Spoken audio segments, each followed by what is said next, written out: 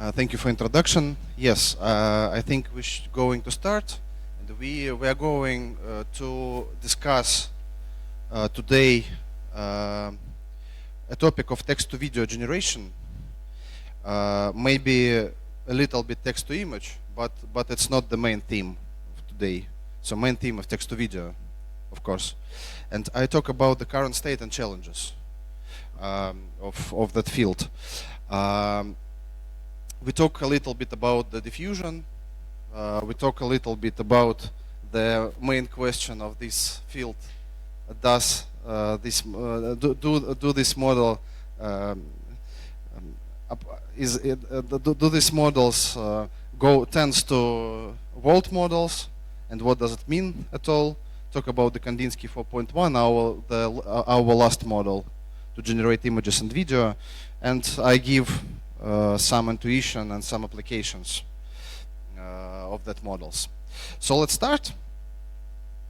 I start from not from the Kandinsky. I start from the landscape of that field during four previous months, actually.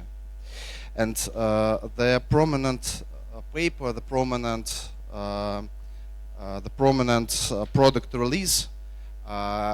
First of all, the first one that I would like to discuss is ChatGPT for image generation. Raise the hands, please, who tried this model. Okay. Here you see some pictures that generated by this model. And you may see the really huge prompt on the left of the slides, and you see the generation of the image, like by this prompt that is on the right center of the on the center top of the slide. So what we see? We see that we may feed to this neural network the really huge instructions, and the neural net is perfectly follows that instruction. The neural network write the text on the picture, like shows the good visual quality, text following and prompt following and so on. Moreover, we can edit the image just using one model, not only generate image, but edit too. So you may, for example, give an image as an initial image, like ask to change this image, for example, add some background, for example, with photo, with, I don't know, home, cozy style, and so on. Then you may like invert this cat, add the coin, change the coin from euro to ruble, and so on. So you may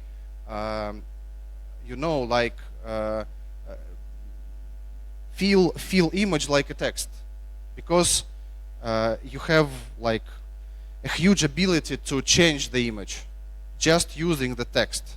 That's great, and this really really important. But why it's so prominent from my point of view?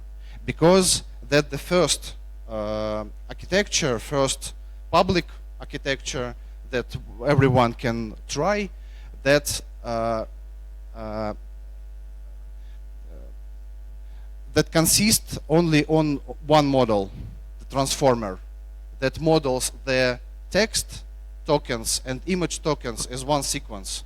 So it's not two models like usual, like flux context, for example. When you have like large language model that represent the text, and second part diffusion transformer, for example, or UNet, that generate the image conditioned on these embeddings, on the embedding of text. That's the usual scheme. But ChatGPT for image generation is not like that. It's union model, so it's one model. That's really great. And we don't know actually how it works, what the details, because researchers and engineers did not public the public the technical details actually, but there is a plenty of work from the past year that is similar. The principle is quite similar. For example, one of all is transfusion. The key idea of how we can unite the visual part and the text part is the follows.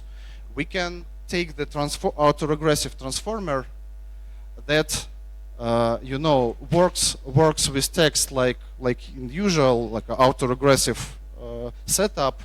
So predict the probability of the next token by token, but it works with image not in the autoregressive scenario, but in the diffusion scenario.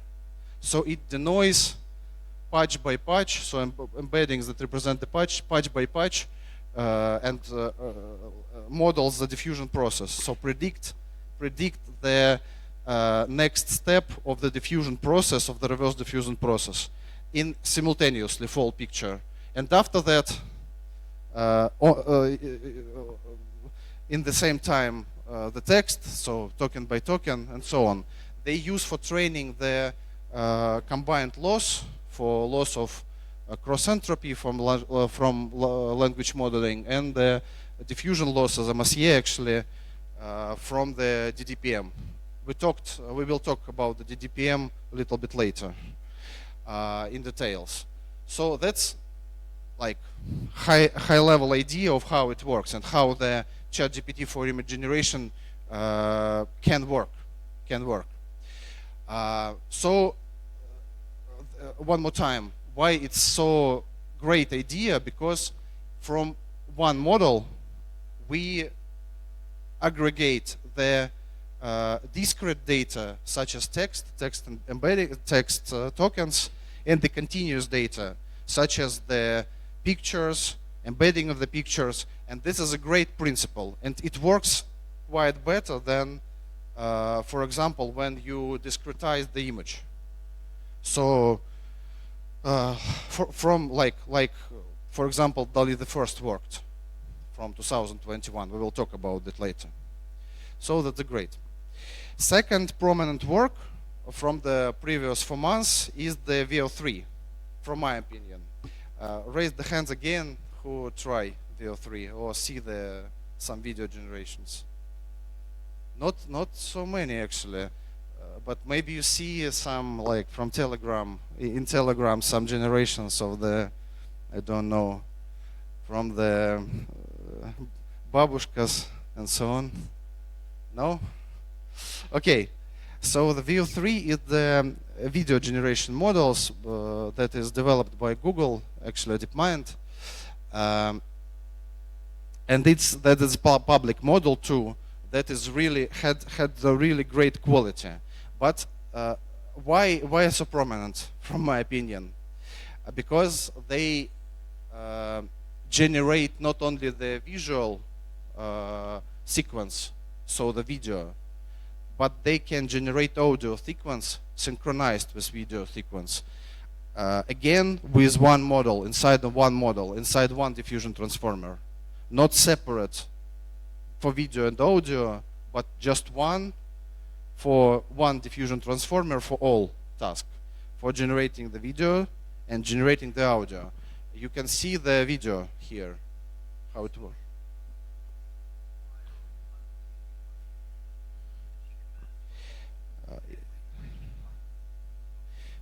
Is it good to hear or not? Okay, nice. So again, you had just one prompt, not two, not three, not separate modules and so on. Just one prompt to generate video part and the audio part. Just one prompt again, and you can see the lip sync there, but it's like internal property of the model. You may. I show some another examples of the generations. One more time. Sorry for the sound. It's translated from my MacBook. So again, this is generation from one model, not two models. And they presented Google presented the Veo 3 at May. Now it's July, and we see on there is great video arena where you can see the whole top image generation models, video generation model, and so on. And you can see that there are at least four, oh here, at least three, not four, at least three models from China, actually. It's great for China, I think. That is better than Veo 3. For example, in image to video task. For the, you have initial start frame and generate a video. That shows how quickly researchers all around the world developed such an architectures. So we see the CDance from ByteDance Seed, we see Hailu from Minimax, and so on. A lot of architectures, and that's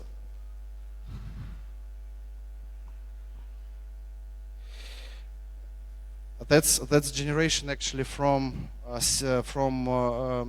I don't know from what, from CDance or Hailu, but it doesn't matter actually. It's from Telegram too. But you see that the main focus of the current research here is to teach the model reproduce the physics of our world. You know, to reproduce the correct generations like you just, I don't know, to have a camera and do some shot of that camera. So represent the physics is the main goal of it. And for example, in CDance, in ByteDance research, they solved this problem by adding the RLHF procedure after the training, after the pre-train, after the SFT, and they had three reward function. It's the foundational reward model, it's motion reward model, and aesthetic reward model.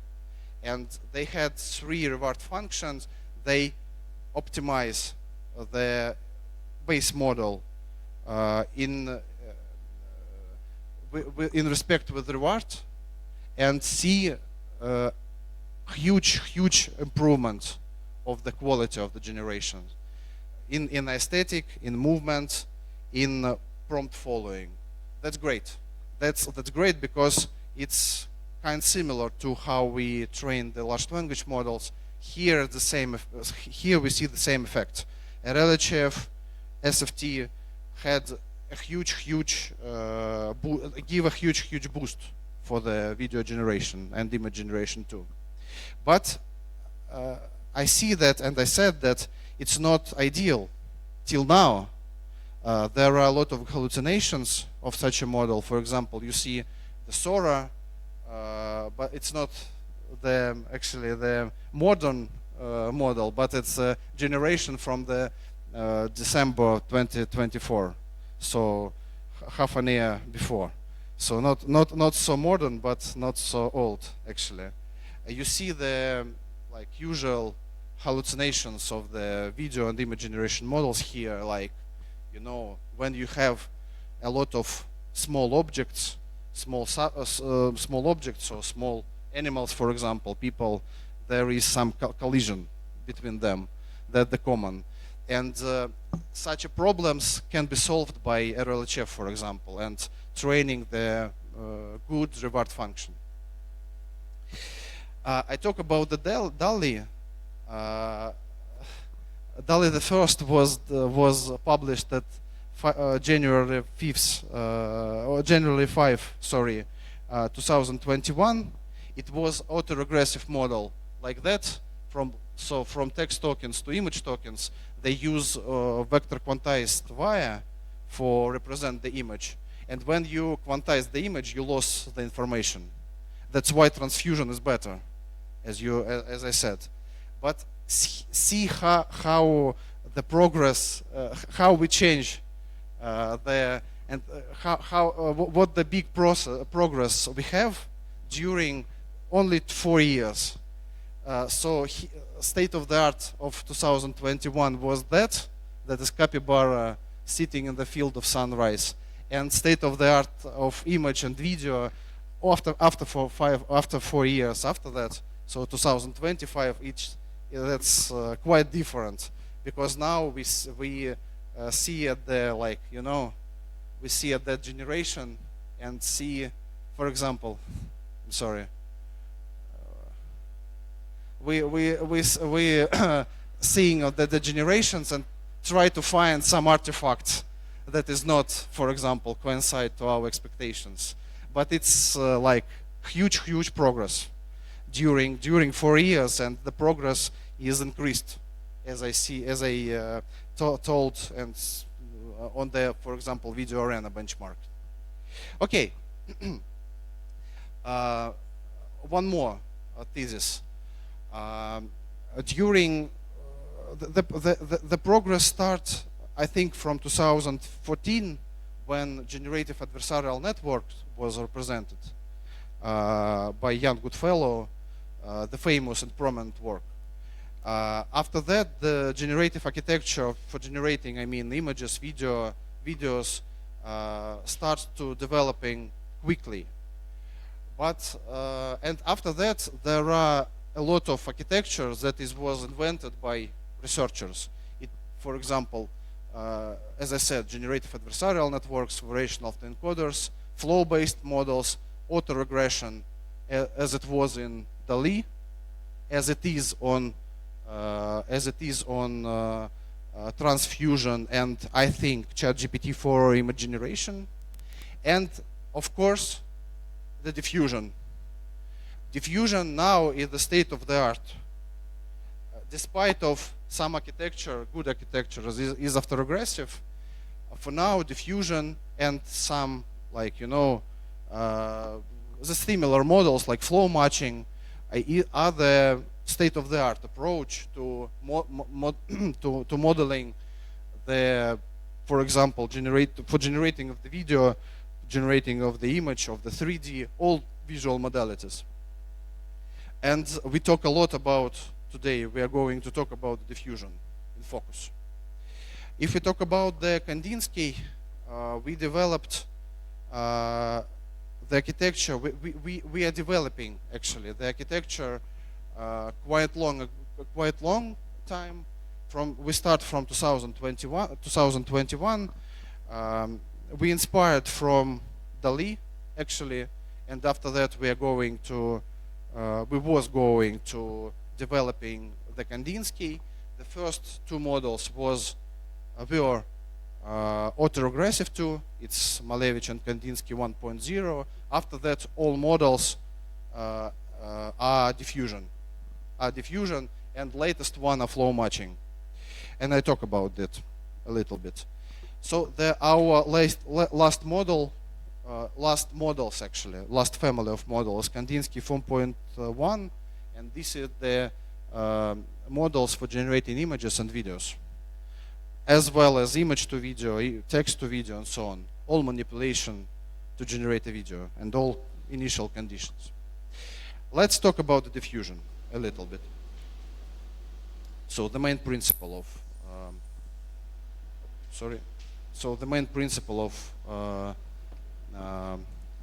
and state-of-the-art principle of generating a video for now. I think the sound is finished, but it's for sound. Okay. So as I said many times during my presentation, now we are living in the era of the race of video generation models, as well as the race of large language models, of developing of large language models. In video generation models, we have the same picture, such as in LLMs. I think the race was started when Sora is released. Sora was released on February 15, 2024, so 1.5 years before. And after that, a huge amount of new approaches, new architectures, new public releases, new research were presented. We had, like, you know, I don't know how many video generation models we have for now. So it's more than, I think, more than 50, I don't know, a lot. And all of these models are good.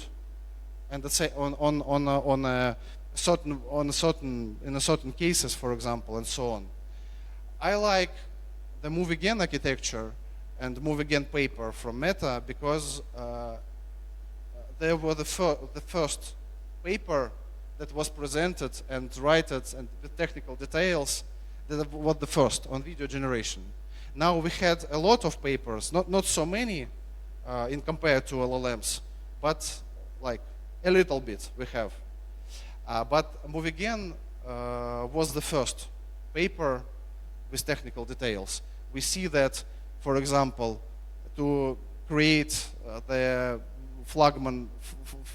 flagship model, they need around 400 million pairs of text and videos, scenes of text and videos. They need more than 6,000 H100 for training the flagship model. And we approximate how much resources and data we will need to create the model that will be similar or maybe better than that model. After that, there are plenty of works published, such that Hunyan video from Tencent, China. One is a really nice model, and I think the one model is the better model in open source till now. 2.1 especially from Alibaba. That's really nice, and almost all open source solutions. Moreover, some startups like a Higgsfield AI, for example, is based on the one. So that's a nice model. But let's talk about the difficulties actually in compared to LLM, because LLM is like more well-known field. Video generation models and video generation is the young field, as we see, because it starts from 2023, 2024, so like 1, 2, maybe 3 years, and that's really that's all that we have. So no scaling laws for that model that can be trusted. In compared to LLM, when we had plenty of work on scaling, like Chinchilla and so on, started from Chinchilla in 2022, we had really plenty of work for that. How we can, what does it mean scaling? Scaling means that you had the small models that is not good, but good for the small models. The question is how you can produce, how you can train the big model to increase the quality. How many data you need, how many, tokens of the data, yeah? How many resources you need, and so on. So that's questions. There are a lot of, for LLMs, there are a lot of science around this team. In video generation, not so many. So we cannot trust. We can trust by ourselves. So we need to reproduce, to produce such an experiment. That is really important. Moreover, we just, as I said, we had just a few good quality open source solutions. I think only one that we can, based on, it's one. It's really, really good. And another one, the computational complexity is higher than an LLM field. Why? Because you can see on the last row in my table here, and in compared to LLMs, where the context of the model is like an average. Not all large language model has a different context, and that's okay. Yeah, an average. Average context, I think it's good context, is like 128,000 tokens. Is nice.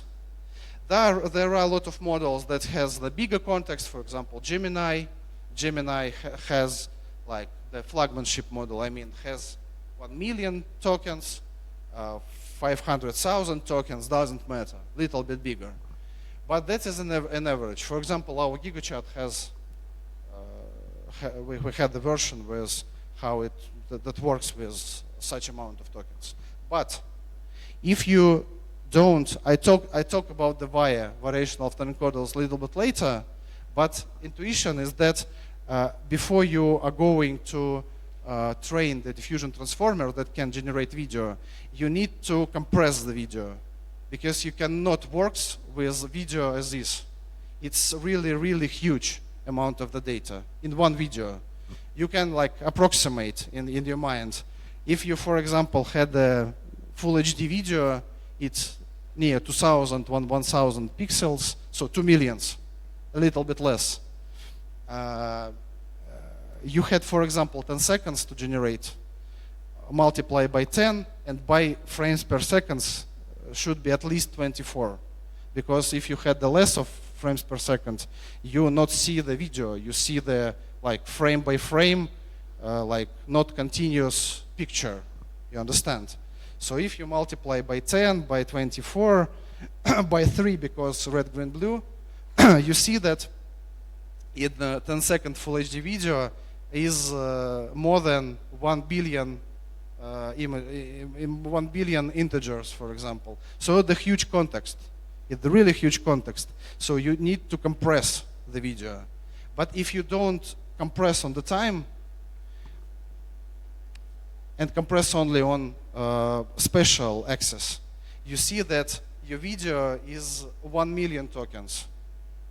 So you can compare with large language models. So here 1 million tokens, here 100,000 tokens, so 10 times less. So that's the intuition. That's not like, you know, it's approximate number of tokens, but the computational complexity in video generation is much, much higher, much higher. If you don't like use the advanced variation of the encoders, for example, that compressed the really more effective. Okay. So that's the topic of the difficulties of the current landscape. What about the diffusion? Diffusion is as I said, the state-of-the-art method for generating the images and videos, and the principle is the following. I said just a little words about that because there are a lot of scientists there. I see that I think told about the diffusion in more details. But one more time, diffusion consists of forward diffusion process and reward diffusion process. In the forward diffusion process, you add the noise simultaneously on the data. In reward diffusion process, that's actually what diffusion models do. You train the model to delete the noise, to remove the noise, step by step. That's how images and videos generated. So you start from the Gaussian noise, multivariate Gaussian noise, and step by step denoise it to the images or videos. Doesn't matter actually. Video is the sequence, just a sequence of the frames of the images that is consistent all the time, of course. So one more time, in the forward diffusion process, you add the noise, like here, like I see here, and you, for example, if you have a Gaussian noise, you may parameterize that, not parameterize, but write the equation of how you can receive the next step, for example, x2 from x1. You had the sequence of the coefficients, and idea is that you give a small amount of noise and multiply the initial image, for example, x1, on some coefficients less than 1. Step by step, you are going to the total, to the approximately standard normal Gaussian distribution, Gaussian noise, and you see the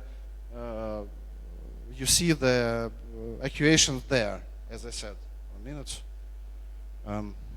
Here, so you may so that's how you can receive xt from xt minus 1, alpha t is just a constant coefficients there.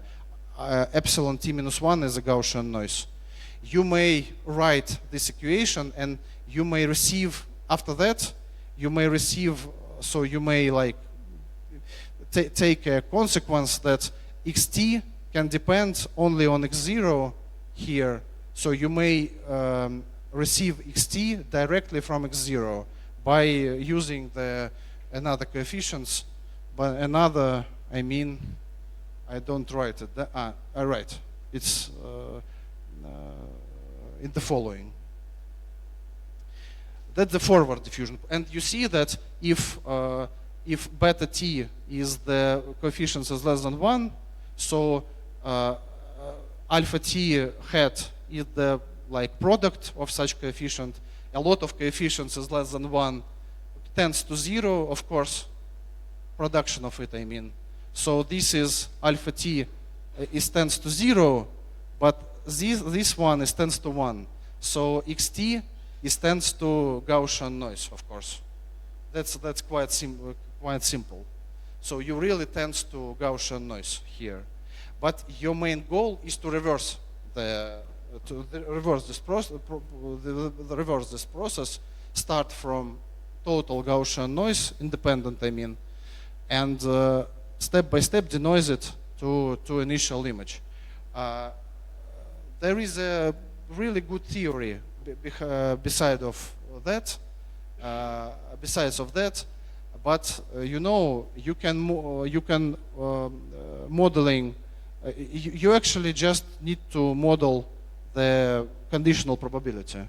If you model the conditional probability of such, so xt minus 1 in condition of xt, if you can model it, so you may sample from that distribution and start from Gaussian noise, receive the next images in such a process. And nice, that's actually the really beautiful mathematical theory, or in my opinion. You may see on this process from another side, from different side of view. You may see on the stochastical differential equation. You may see on this process from the theory of latent variables and so on model. And if you, for example, see from the latent variable model view, you may just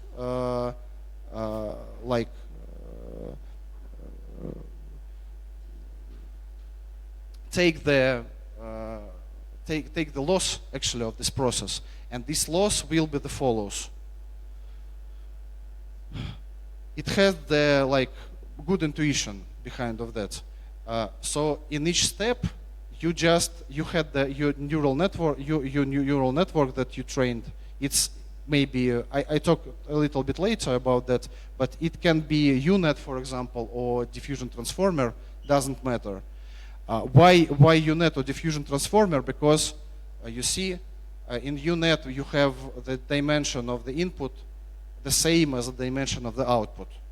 That's the main reason. In diffusion transformer too. So you may construct the diffusion transformer in such a way that diffusion transformer wait for the input and gives to the output the same dimension of the tensors here. But diffusion transformer is better in terms of scaling. You understand? Yeah, UNet and convolutions scales not so good. Diffusion transformers, because the transformer scales better. The main reason why now diffusion transformers is much more preferable architecture, and a lot of works use the diffusion transformers in compared to UNet. But again, go here. So you have your diffusion transformer, for example, that is epsilon theta here, and that diffusion transformer going to predict the epsilon, and epsilon is the noise that you add on the forward diffusion process at each time steps t. So this diffusion transformer depends on t. T is the diffusion time, and the diffusion transformer should predict these errors, that Gaussian noise, on each step t, each step time t here. That's the intuition. But you may like do an inference here. I mean inference, not the model inference, but you may infer this formula directly by, for example, maximizing the log likelihood of that process, because you know all probabilities there. So, going further. So, we discuss a little bit the diffusion transformers and so on. How the inference pipeline in diffusion, in, for example, video generations looks like. It looks like that. You had the video variation autoencoder. It's, one more time, the neural network that compress the video and form the latent space of these videos. But it's not only the compress, it has two losses usually. You had the reconstruction loss, yeah, so that means that you compress and decompress the video, and it's much better if this video after decompression, after decoding, should be very similar to, not very similar, just the same. The best one is just the same video. And some regularizing loss on this latent space, because look, your diffusion transformer should be trained, should be learn the latent space, not the space of the video, but the latent space. But no one latent space is good for diffusion transformer. You understand, I think. So it's really a scientific problem of how you form this latent space. It's really nice research topics. It's not the obvious answer and obvious question here. So usually you had plenty of losses, not two, but these two losses are the main loss. So reconstruction and regularizing loss on the latent space. So you train this video via and you can use it. So after that, after you have the video via, what you should do? You had your prompt, text prompt, you pass it through the text encoder. It should be the, for example, just LLM, for example, doesn't matter. Some neural network that's modeling the text, modeling the language, and can give you embeddings of your textual prompts. One remark about that: in the last year, very popular is to take the decoder only large language models, moreover multimodal, so visual large language models. So, like for example, Qwen or GigaChat Vision, and do some process like a token refiner. So train some two layers or several layers after the like decoding layers of the Qwen, for example, to match with the diffusion transformer. It's worked good, but you can take, for example, T5 encoder from T5 or BERT, or a clip. So what do you like for encoding the text? After that, you had the trained diffusion transformer in the latent space that can condition on these text encoder, on these text embeddings, in the C there. And on the first step, total, I mean, just Gaussian noise on the same in necessary dimension, I mean, and do step by step reverse diffusion process, because it's trained for do that. After you receive the latent of the image, you just use the video via decoder to decode this video, decode these latents to the video that you can show, you can see. That's how it works. How the principle, how the a lot of current text to video and text to image model works. and the diffusion process depicted there. So you conditioned on the noisy frames, text prompt, receive the less noisy video, and do it step by step. Okay, what's important in this process? Really important is compute. That's 3 videos that I showed on to the listeners, because it's really, I think, how it's said. 1 minute. Sorry, don't know what's see there. It's really like touchable, because what does it depict? There is 3 models there. It's from Sora report.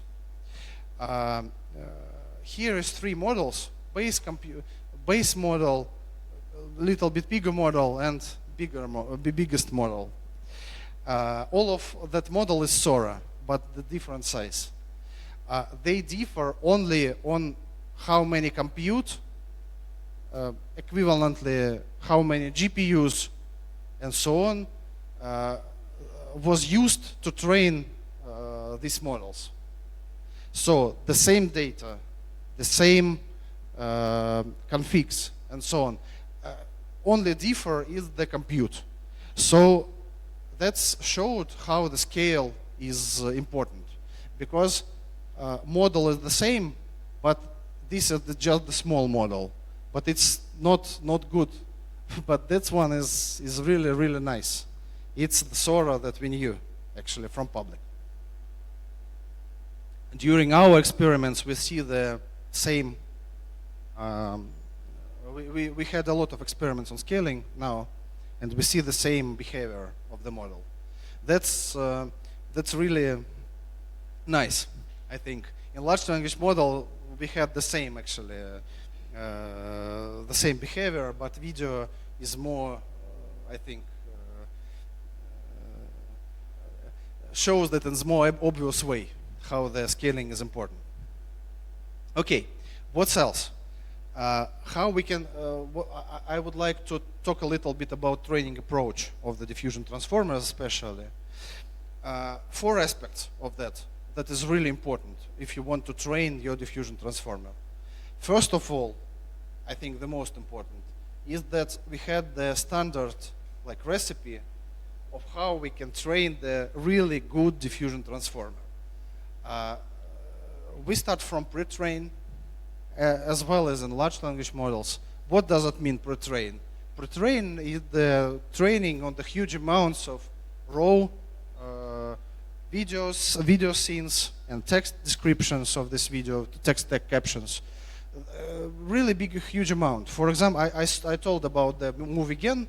They used for pre-train 400 millions, yes, video scenes. Do you like imagine how the amount of such data set in terms of gigabytes, for example? For 400 million videos, it's really huge. It's you need like petabytes of storage, hard storage, to save this amount of data. It's more complex on several dimensions than, for example, large language model data set consisting only on text. After that, you need to do a supervised fine-tuning. But what do you mean? What do I mean that continuous training there? Because pre-train is not, like take a videos and just in like fixed resolution, and you receive the good model. This process is iterative too. So you start from, for example, from 256 by 256 videos. After that, you come to 512 by 512. After that, you come from, I don't know, 1K. And after that, you come to maybe bigger resolutions and so on. And this is like iterative process. So that's why I give here the continuous training. After that, you need to do a supervised fine-tuning. Supervised fine-tuning is a training, just training, like in pre-train, with maybe small learning rates, that model that you receive on the pre-train on really clean data. That is, for example, marked up, annotate with artists, if you talk about the images, with some specialist of like doing and screening a film, if you talk about the video and so on. So you need really clean data, clean descriptions and clean and really nice looking videos. But after that, you need the RLHF process. It can be DPO, it can be PPO, it can be, I don't know, direct reward tuning, whatever you mean. It can be, I don't know, another methods of like the training on the human alignments and human assessment with human, like, you know, with human markups here. So all steps of this process is important. I showed the importance of the RLHF process when we talk about the C-dance and how it increases the video quality. That's really important. Another one is, I talk a lot about diffusion, but now flow matching is much relevant in my opinion, and a lot of starting from Sora, Clean, and so on, is not the diffusion architecture, it's flow matching architecture. It's in some sense modifications of the diffusion, but I think so you had a lecture about the flow matching, so I don't stop on that. Another one that is really important is sparsity. Sparsity is really important because in the higher resolution, you have a lot of, so one video is such big bunch of information. So you should not model each connections. You should not like connect each pixel with each latent pixel with each latent pixel on the video to module this process, because in higher dimensions there are a lot of redundant information. So you can see from our experiments, we had a really nice Nabla method, but it's not published yet, so I talk about that a little bit later, I think, maybe on the next time. But from our point of view, in 1K resolution, from 80 to 90% of the connection is the redundant, so it can be omit. So it's, and without or maybe with less amount of like lose quality. That's nice. That's important. Another one, the fourth one, is that you can see the current algorithm that I described. It's like, you know, like vanilla diffusion. Is that you have, look, you have a 2 times there. You have a real time and you have a diffusion time. Yeah. So 2 axes. On the axis X, you have a usual time, just our regular time, and axis Y, axis Y, you had the noise or you had the diffusion time. You may do diffusion process simultaneously, you know, and this is a vanilla version. But you may think about and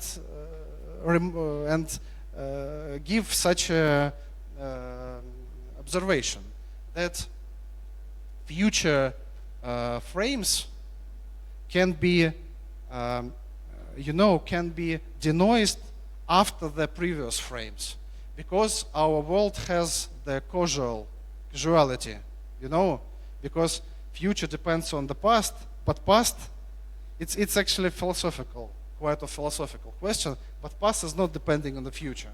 That's our world. So why we do simultaneous diffusion? We can do kind of autoregressive diffusion or causal diffusion. So you may denoise the future frames after the previous. That's nice, because that can give you ability to generate not the fixed on time number of frames, but like continue and continue to generate the next frames. So do not like have a restriction of that 10 seconds, that's all. You can produce a lot of a bigger video in terms of timing. So 30 seconds. After that, video of course degrade on the quality, but this is more stable version in that terms. Okay, another one is a loss function. There are a lot of experiments, and we do a lot of experiments on loss functions. And I told a little bit later, before, when I talk about RLHF, for example. But you know, the diffusion touch with MSE loss, as you remember. I showed the MSE loss for you. And MSE loss is not good, actually, in terms of, for example, in terms of, I don't know, the common sense. Because MSE is not good for images, actually. That's why we can use and try to use different losses. For example, perceptual loss, for example, adversarial loss. And adversarial loss is good, for example, in process of distillation of the models, such models. Because main way to accelerate the video generation models or image generation models is to the diffusion distillation. What is that? You typically had a lot of steps from the noise to the good image. For example, 50. That's common. What if you train the student model to do the same process not in 50 steps, but in 4 steps or 8 steps, so much less steps? If you do that, if you train such a student model, you can receive the final image not in 50 steps, but in 4 steps, in 5 steps, for example. So 50 steps versus 5 steps is 10 times faster, you understand? So you can accelerate diffusion models 10 times just simply by training the student. That's called the diffusion. And in that training of the student models of subjects, the student models, you can use the adversarial loss. So it's like you know, some flashbacks from generative adversarial networks there, and you can receive the good models there. So that's how, for example, Kandinsky flash was received. So the same, maybe a better quality, even better quality of diffusion model, but that's forward on 4 steps, that's forward on 50 steps. So 10 times faster. And that's as great for video too, because from now, if you want to generate, for example, 10 seconds video, you need to use one H100 during 10 minutes in inference time, I mean. So to generate 10 seconds video, you need 10 minutes. That's crazy amount of time, because user can forget that he would like to generate a video during 10 minutes, and after that he comes and said, I don't know this video anymore. So that's the diffusion distillation is the really key opportunity to produce and to create the model that can generate it much faster for 10 seconds for 1 minute, 10 seconds in 10 seconds, for example. That's not the reality, actually. There is such a models. And third one about the losses, I mean, is the physics loss. That's quite difficult field, but physical inspired loss is nice loss too, because it's another way to train the models learn physics, such as RLHF, as I said. Another one is a video wire. We talk a little bit about wire, but one more time. If we use the image wire here, so it compress one, so do not compress in time, compress in 8 by 8 on heights and widths, doesn't matter actually. So on the spatial axis, number of tokens should be 1 million. That for 1 million for what? For 10 seconds in full HD or in HD. I think in full HD. But you may calculate if I had a mistake. So really huge amount of tokens. But if you train the wire that compress time axis by 4, you receive the only 200,000 tokens. That's quite better. 1 million versus 2 or 300,000. It's much better. But if you train the model on the 8 compression of the time, you receive 100 tokens. Is similar to large language models, and this is okay. For this is okay, and this is much better, of course. But there are no one variational encoder for video that compress video in such 8 by 16 by 16 and not lose the quality after the training of the diffusion transformer. So that's this is the target, but not reality. But this one, these two compressions is good. Much better such a compression, 4 by 8 by 8. So the most diffusion transformers worked in slighted space that is received by that compression after wire. And the last important thing here is the data. You need a lot of data, as I said, to train to do a pre-train step of that. But you not only should download the data, you should filter the data. For example, estimate the complexity of the scene. You should estimate the aesthetic of the scene. You should calculate does video have watermark or not, and so on. So there are a lot of aspects that you should estimate, and the estimations is produced by another neural networks. For example, visual large language models or some convolutional neural nets. So that's important. You had a big amount of the video data. For example, 500,000. A lot of amount of the data. 100,000 10 seconds videos. But it's not enough. You should infer this data set with aesthetics, with dynamics, with the complexity of the scene. So a lot of neural networks.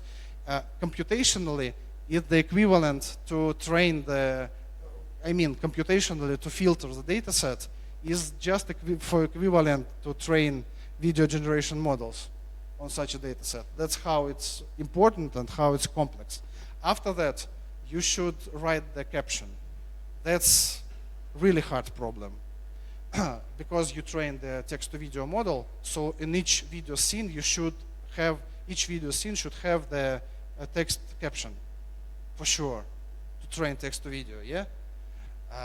So you need to apply visual LLM that is fine-tuned on video captioning, and you see 500 million data set. Each video scene should be captioned, and on each video scene you should apply the visual LLMs. So that's a crazy amount of compute to produce the data set. That's how it looks. And I read there that only approximate from 10 to 20% of the initial data set is included to training data set. That's small amount. A lot of trash on the open source video in YouTube, for example, and so on. But that's illustration of how VLM doesn't matter which VLM. VLM write the caption to the video, and how human write caption, middle human, I mean average human, write caption on the image. I think that actually for me, the video captioning is the task that's performed by VLM much better than average person, because here is captions from Lion. Lion is a really important data set. All models of text-to-image models before 2023, for example, were trained on the Lion, and the quality of captions you see of the Lion, and the quality of captions from VLM here, just usual VLM and just usual people. So that's really important. This one is really important, and because if you had the nice captions, your video generation models should understand you correct. You and your user, I mean, correct. So it's important. Okay. I talk a little bit about, to answer the question, world model or not. I give you the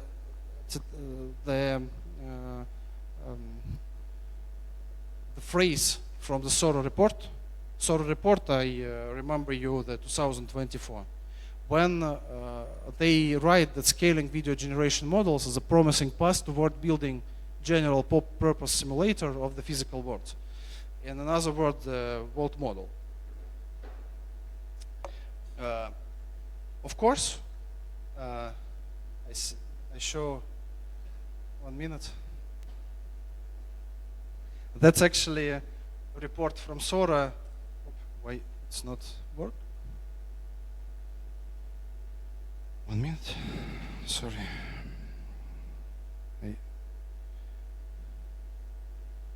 So yeah, that's example that approve the phrase that I showed you before. But nice video actually. Nice peoples, nice movements, good visual quality, such as the film, I think. But reality, I mean, now is better. I showed you the sea dance examples and so on. It's really nice. It's much better. But Sora from December of 2024 was like that. So a lot of questions about the physics. I briefly tell you about some work about from ByteDance actually, researchers from ByteDance. ByteDance actually they're really nice guys in terms of video generation. They had a lot of groups, research groups on video generation. Like I don't know how many actually, really a lot. ByteDance research, ByteDance seed, I think 3 or more, and all groups doing something on video generation. One of the group, especially ByteDance research, do the same, do that work. What is about? They simulate the 2D scenarios and train diffusion transformer, UNet actually, not diffusion transformer, but it doesn't matter actually. I said you that diffusion transformer will be good only for scaling. For small models, UNet is better. Convolutions is better for computer vision and small scaling. They train the UNet on some simulated data set, 2D data set. And why? They would like to understand, does this UNet learn the physics laws or not? So that's interesting work. So the takeaways. So they consider 3 generalization scenarios: in distribution, out of distribution, and combinatorial. I said about that a little bit later. They consider 3 mechanical laws. It's actually the important laws. It's laws. It's C, laws of inertia, Newton's second law. Actually, law of inertia is the Newton first law. So Newton's first, second, and third law, and the law of conservation of energy. So the really important laws of our world. They developed 2D simulator and implemented simple geometrical shapes, as I showed you before. They used UNet in different sizes to train, and they would like to answer a question: is it okay does this UNet really learn the physics? Does the UNet really understand the in classical mechanics, all process is described in equation, partial derivation equations, yes? So they understand how, does it understand this equation or not? Why it's important? Because if yes, you can apply these models, I mean UNet, diffusion models, in a lot of fields. In robotics, in self-driving cars, in movie production, not, I think. It's in movie production, it's not so necessary. In hard time consuming process imitation, like steel preparing, for example. That's important. And so you can use this model in, for example, simulators for example, simulate some situations and train the robots, self-driving cars, on this synthetic data set. Because you are not afraid that is not bad data set. Because models can understand physics, yes? And actually, there are plenty of works that can do the same things without the answer, yes or not. There are, for example, Gaia 1, they do a robotics task, actually here, and not robotics, pardon, self-driving. They simulate the different situation, not do it by camera, but simulate. Because video generation can simulate whatever you want. If you train on the huge amount of data, it can imagine the car on the Mars, on the moon, in the Moscow, in the, I don't know, Harbin, in the Las Vegas, whatever you want. You can simulate what do you want, whatever you want, and can train your robot, your self-driving car on this data. That's the idea. And actually, it works quite. For example, we have a GR2 paper. It's a paper from, actually I don't know from who, but I think by Dance too. They use interesting principle to teach the robot following the instructions. They do something like that. They had an instruction, they had the initial frame, and at first step simulate the video during the instruction, and like that. Look at that example. You see, you had the initial frame and the instruction. Put the flower to the vase. So video generation model generate the video of how the hands take the flower and put it on the vase, and after that, robot just repeat this. So extract the trajectory and just repeat what video generation model said to the robot. And interesting result, and that's what they do in GR2. Interesting result that it worked. It has sort of result on the Kelvin. It's a prominent benchmark of the robotics task. It showed a good generalization to new environments, and they verified the scalability. So they infer the scaling laws. only on 38 million videos for pre-training. That's nice. If you want to read a little bit more about that, about the vault models, you can scan the QR code.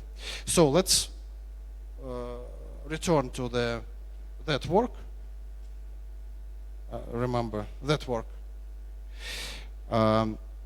So 3 scenarios: in distribution, out of distribution. I think it's totally understandable. Yes, what does it mean? It means that there is a test and train samples. Test sample is just from the train distribution. That means in distribution. Out of distribution, from the other distribution. Yes. Combinatorial is quite complex. I told you later what does it mean. So as I said, they use I had a mistake. They use a diffusion transformer, not UNet. Okay. They had the stable diffusion variation of encoder, but stable diffusion is a UNet, but they trained the diffusion transformer, not UNet. I'm sorry. So, what does they simulate in the first experiment?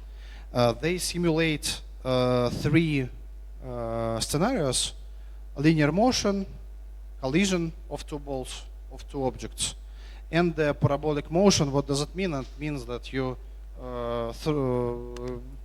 throw the, for example, the ball, and the ball are going down on the gravity, yeah? So on the parabola. Something like that. You can see the parabola here. This is collision of 2 balls. This is just linear motion. Or, yeah, it's linear motion, it's parabola. And they sample 3 versions of data set: 30K, 300K, 3 million. In the low resolution, actually. It's enough. It's enough resolution for that task. Only not 1K, but 100 by 128 by 128. And they trained from scratch 4 models, 4 diffusion transformers. A small base, large Excel. It's you see the parameters there. So different size, the size of the model. The bigger model had 456 parameters, and they take this loss. What does it mean, loss? It's very simple.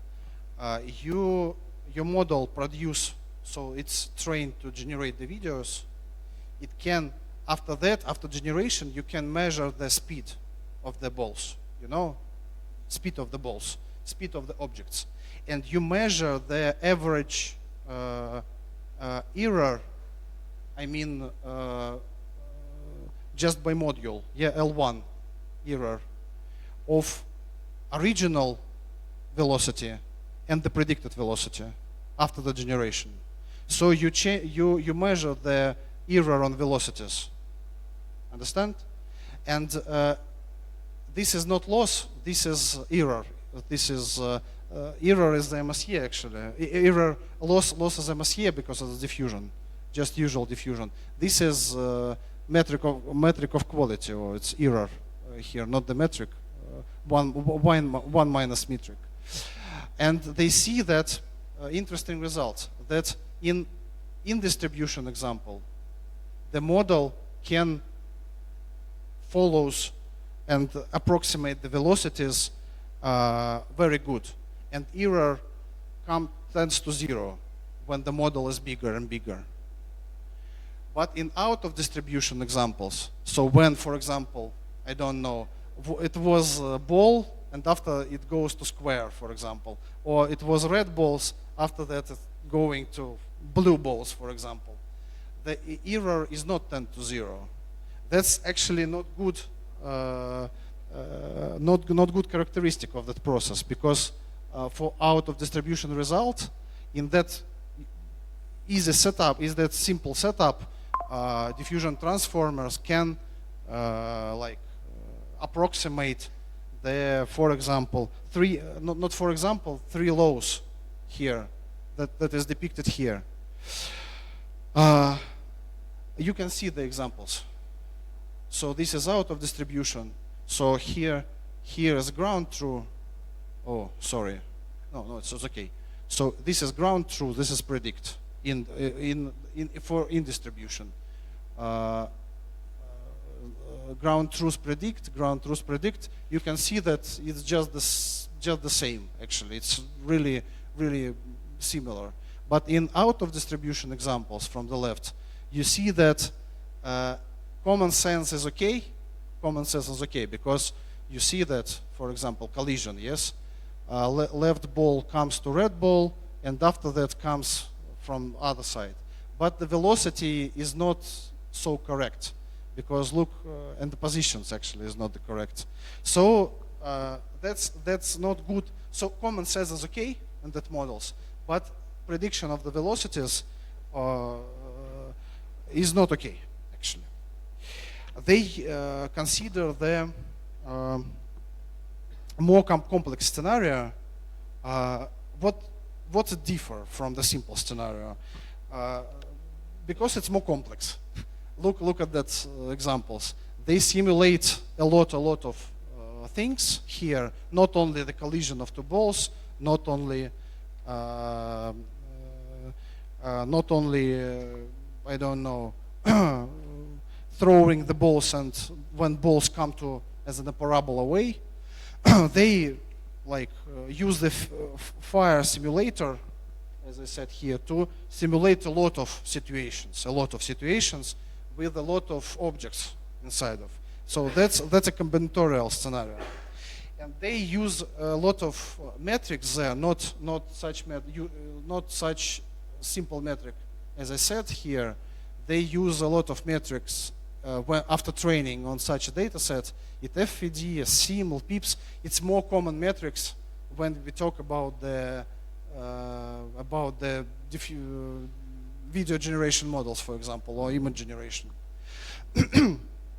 And what they see that models tends to overfit on the training samples. That's not good actually, because the model is performed on out of distribution samples much worse than in distribution, even with the simple scenarios here. Here you see that if you showed this is actually the velocity. If you show the velocity in training sample from that range and that range, the correct prediction of and in test sample you showed the all range of velocities. You see that this region of velocity was predicted nice, and this region predicted not good, and so on. If you showed, for example, this and this, you see the degradation in that field, and so on. That's actually quite of understandable problem that each model can be overfitted. Yes, but for video generation models, and if you are talking about the generalization and knowing of the physics laws is crucial, because we need video generation models to generalize on a lot of scenarios that never be seen in trained data set. But here some not good result from that point of view. Moreover, models is overfitted on the shapes of the models, of the color, objects, color of the objects, and so on. But despite of these problems, video generator is still a promising way towards scalable world models. Because why?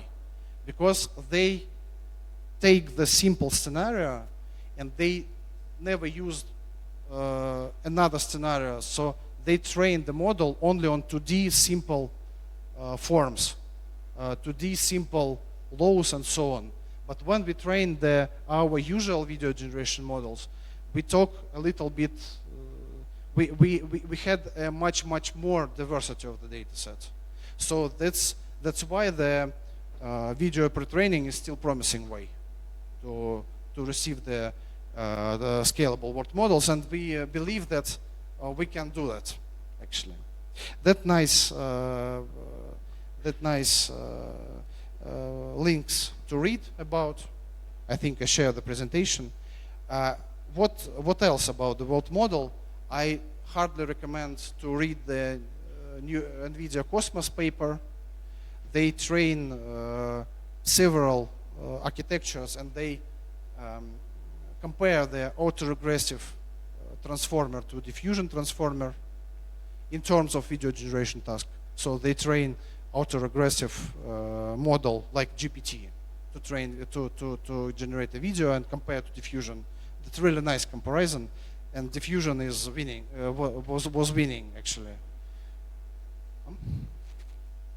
Moreover, they do a video generation model just by physical AI systems for robotics, for self-driving cars, and so on. That's really nice to read. Moreover, do anyone see or read Neural OS? Nice. It's the paper to Word, I think, Word model too. And Word is the operation system. So what's authors, researchers do in that work? Did in that work? They do the funny thing actually. When you operate with the computer, so work on the computer, you actually see only pixels on the screen. Yes, only pixels on the screen. You understand that there is some file manager inside of some operation system, inside of some hardware inside of, and so on, some transistors, and so on and so on. But the output is just pixels on the screen. So the author said, if the working with the computer is just a pixel on the screen, so as a video, why we not directly generate the videos and like on the what was seen on the computer when user works in. So, and they do the same thing. They train the diffusion transformer on a lot of huge amount of the video of the like sessions, and they receive nice results actually, because you see here is just the generation. So you can manage this system by mouse and the keyboard. So you can, so it's not a video completely. So you can manage the system by mouse, for example. So you can click on the home, on the Firefox, and frame was generated not only by previous frames, but by previous frames and some clicking of the mouse, and for example, some putting the key on the keyboards.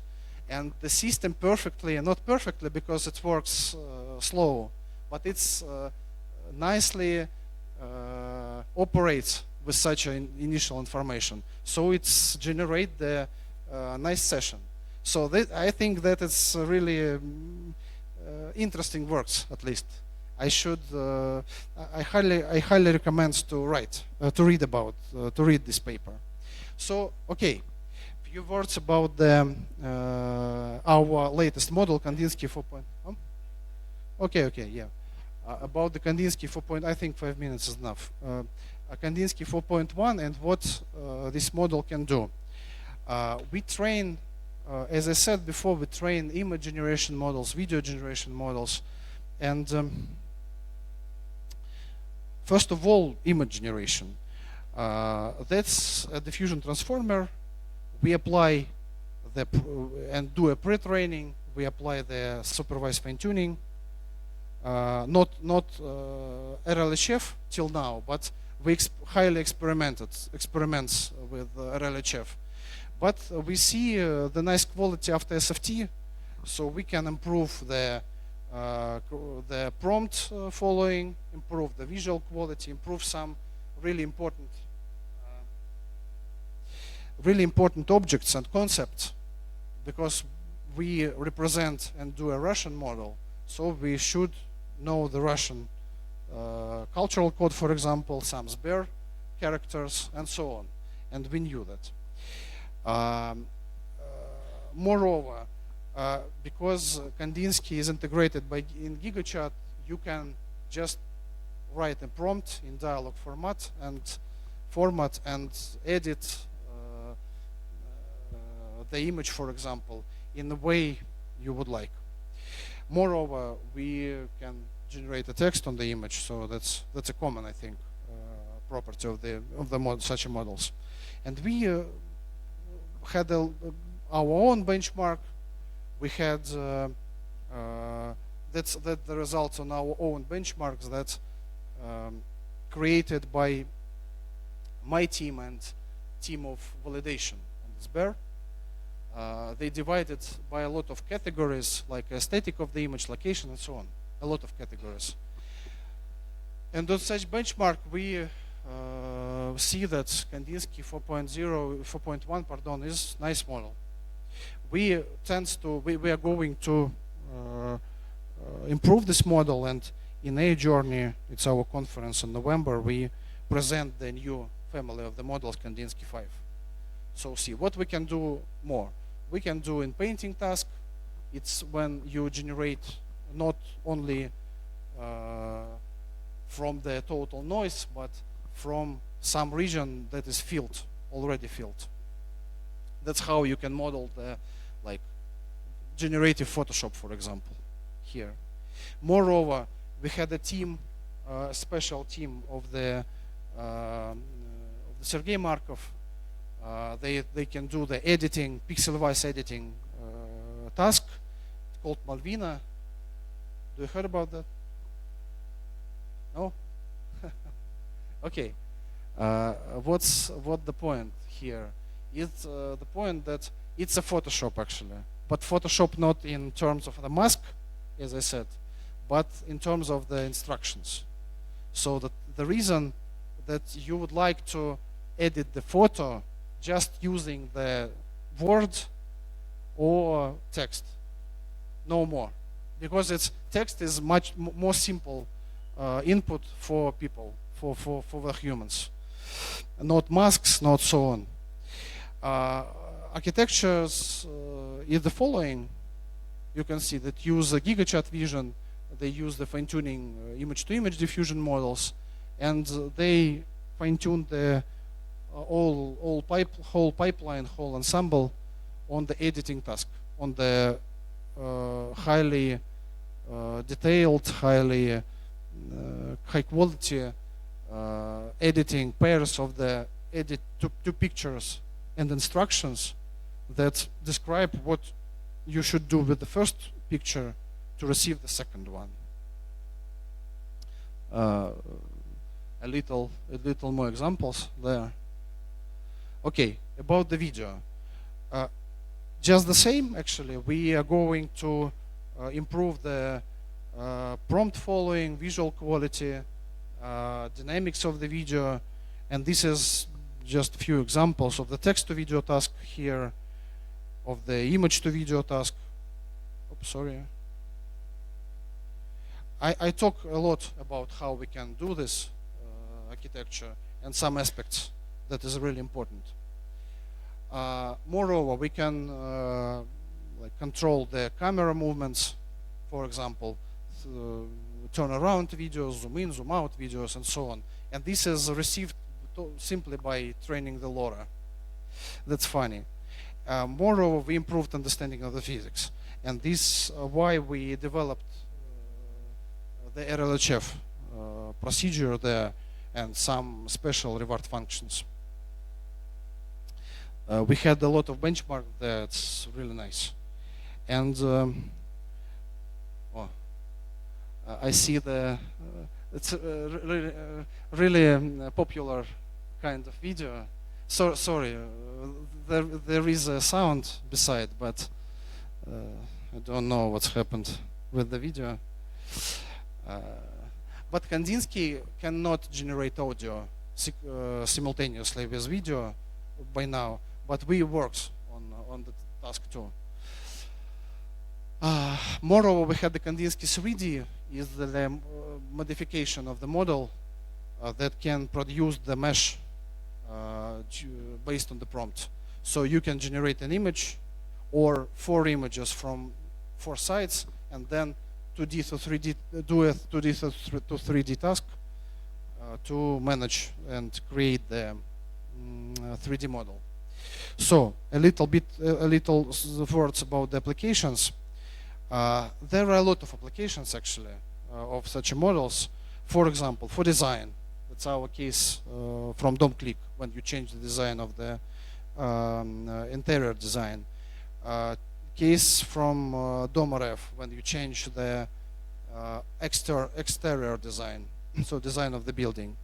Nice case with Samokat when you our Ecom daughter of this bear, when you just take this photo, after that do image to image to generate the background with the objects, and then like give them a life.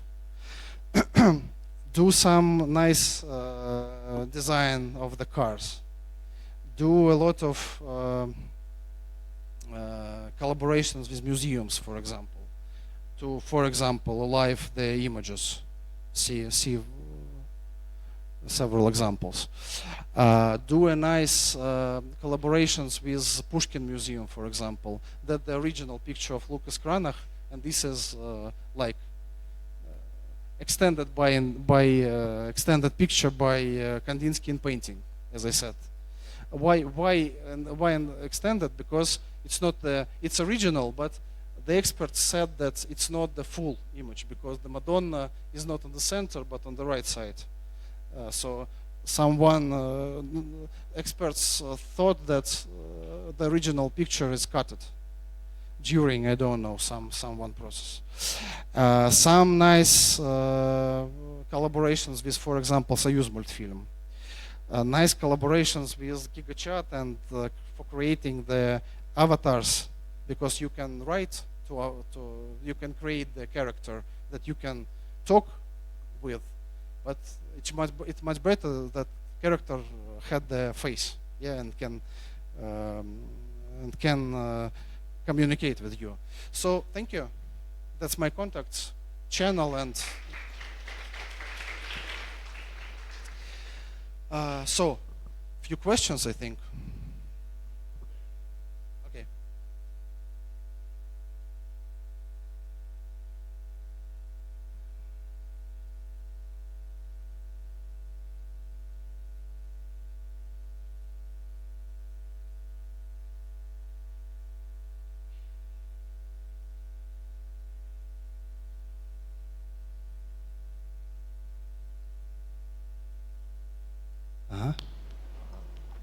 Well, thank you for the lecture.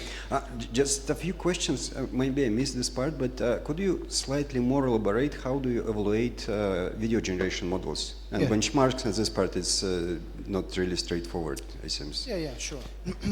There are at least 3 ways of how we can generate, how we can estimate the quality of the video generation models.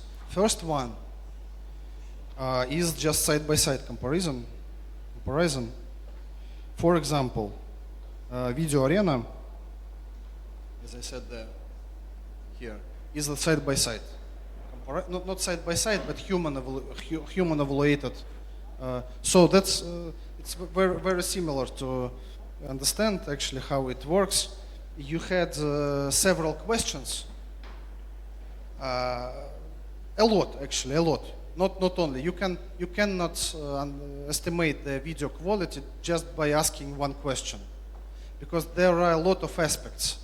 So because the video, the first video, if you compare first and second video, the first video can be better on, I don't know, the prompt following, but can be and second video can be better in visual quality, for example. The third video can be, I don't know, better in terms of dynamics and quality of the movements.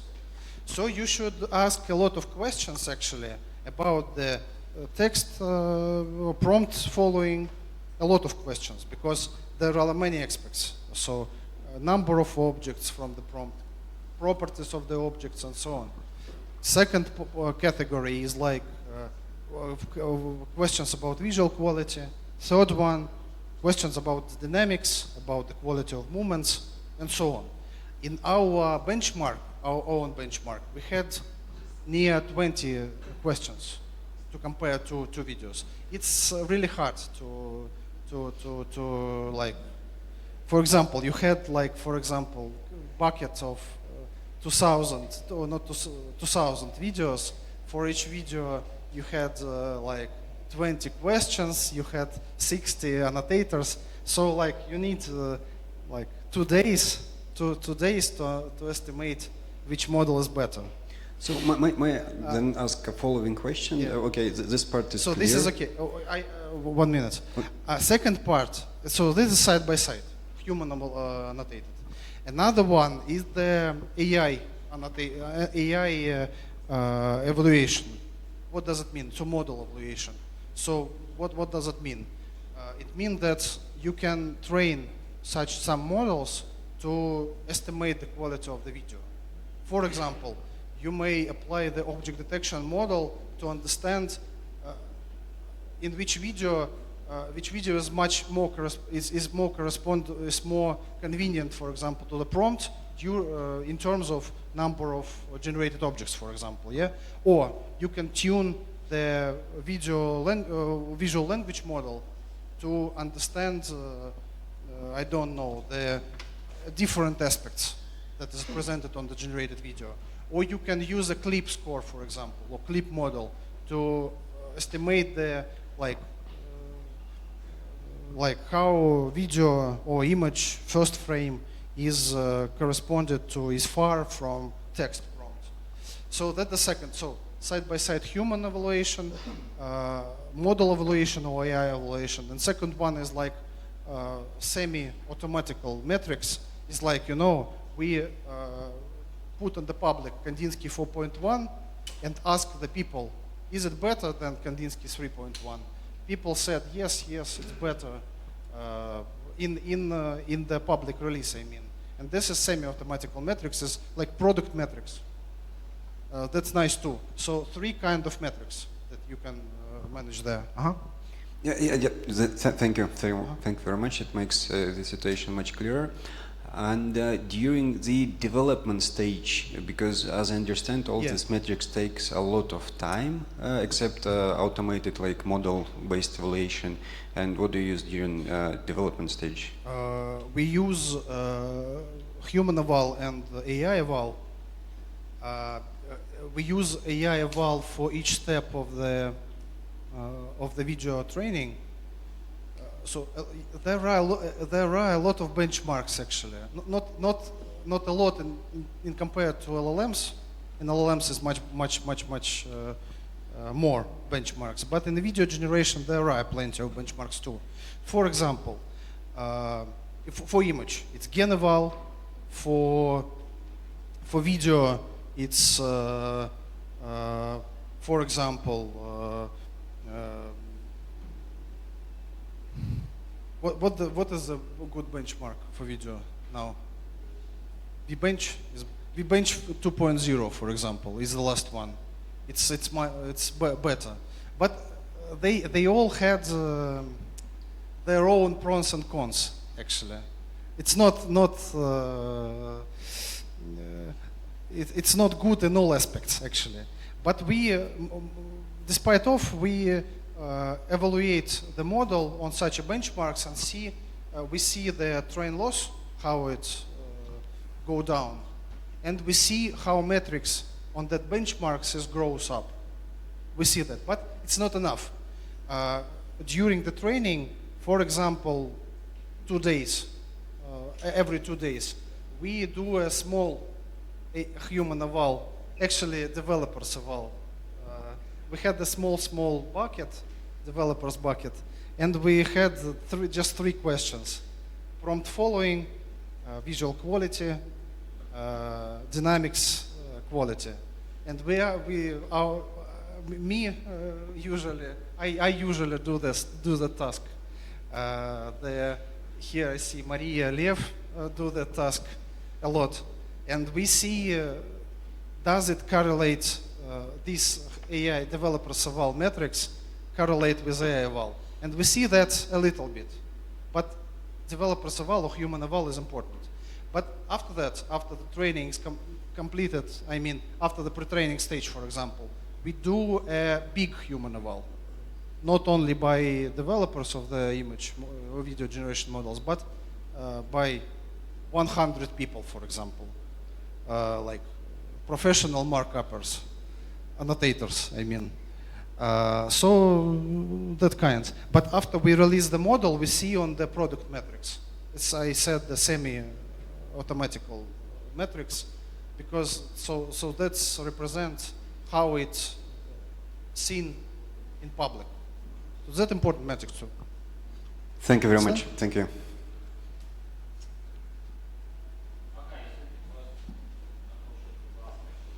Okay.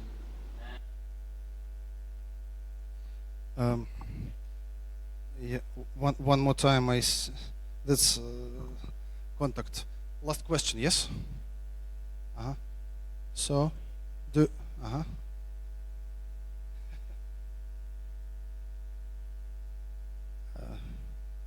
I see the.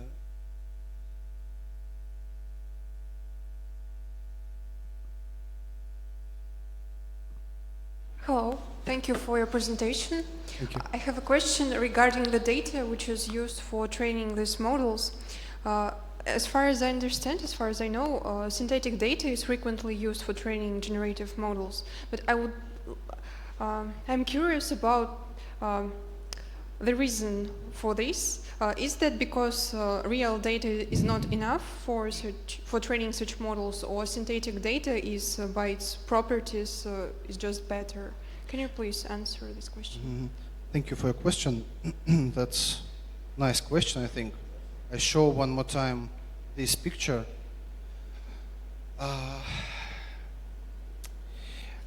We train actually on all data set for training is synthetic in sense of text.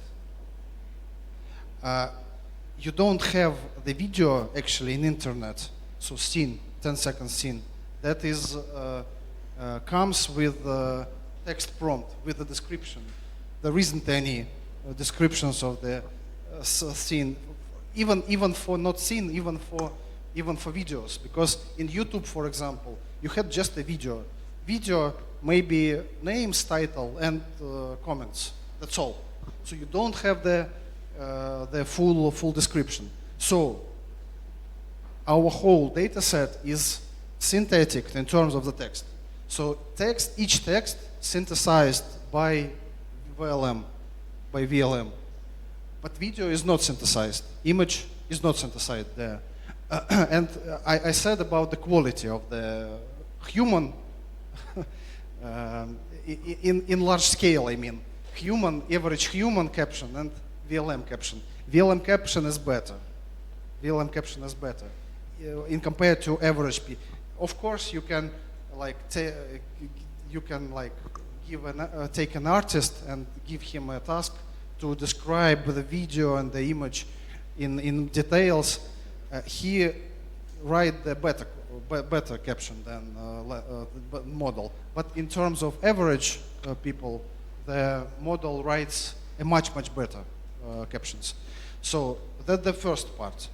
About the synthetic in image and video, that is your question, yes? Yes. It's not actually correct, because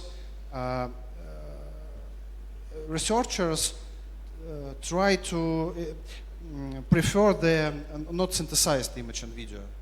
They prefer real scenes that is taken from the camera or iPhone, for example, smartphone. But if we talk about the refining or alignment, or especially I mean SFT and RL. You may use, if you want to, for example, to create the aesthetic tune of the model, you may scrap the mid-journey, for example, images, and do an SFT process with just mid-journey images that is highly aesthetically looks like. You know, that's some engineers do the same thing, but I think you may do and receive the aesthetically look like model without mid-journey, for example, and without any techniques like that. But it's not like crime to do that. But in pre-training stage, in terms of visual content, engineers, researchers prefer the real scenes, not synthesized, not synthetic. Okay, thank you. Thank you. Thank you.